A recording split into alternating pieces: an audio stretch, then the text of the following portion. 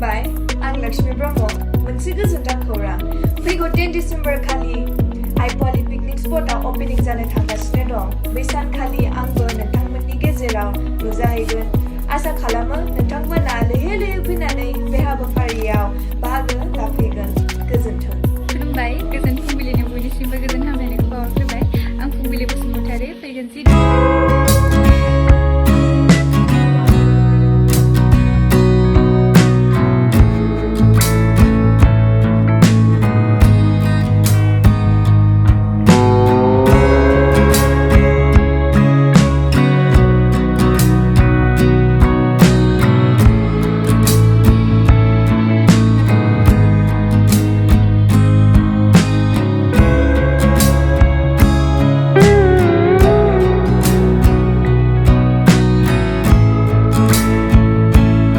बयनिसिमबो जोङो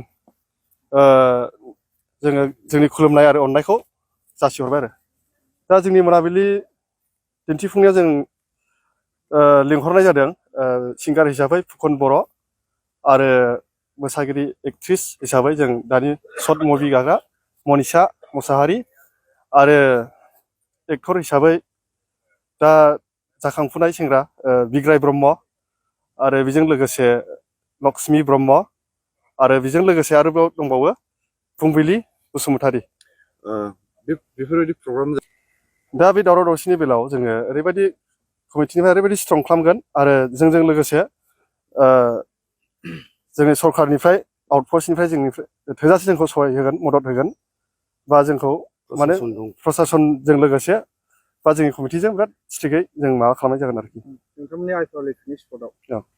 मा मा सुबिदा दङ आरो नायनो थाखाय मा मा जायगाफोर दं आरो बिनि नायथावथाव माबाया माबायदि सुबिदाया बेनो जोंनि बे पिकनिक स्पटआव जे दैनि थाखाय अभाब गैया आरो बाहेरायाव थांनो थाखाय लेट्रिन जों बानायनाय जागोन आरो नायथावथावा बेनो जाहैबाय जोङो बटिं लाबोनाय जागोन आरो जों मिकि माउसबो लाबोनो जों रायज्लायगासिनो दङ बे थिग जाथ'वाखै जागोन आरो बेजों लोगोसे आरो माखासे डेक'रेसन जों बानायगासिनो दङ बानायजोबनो हायाखै आरो बेयाव दङ जाहैबाय आरो दा कनस्ट्राक्सन आरो जागासिनो दं सोलिफुगासिनो दङ बियो 900 मिटार बियो ब्रिज बे आइ नदि ओरै थुक्राझारनिफ्राय फैनानै बियो ओरै फाथाबारि मावफार उगुरि थांनाय लामा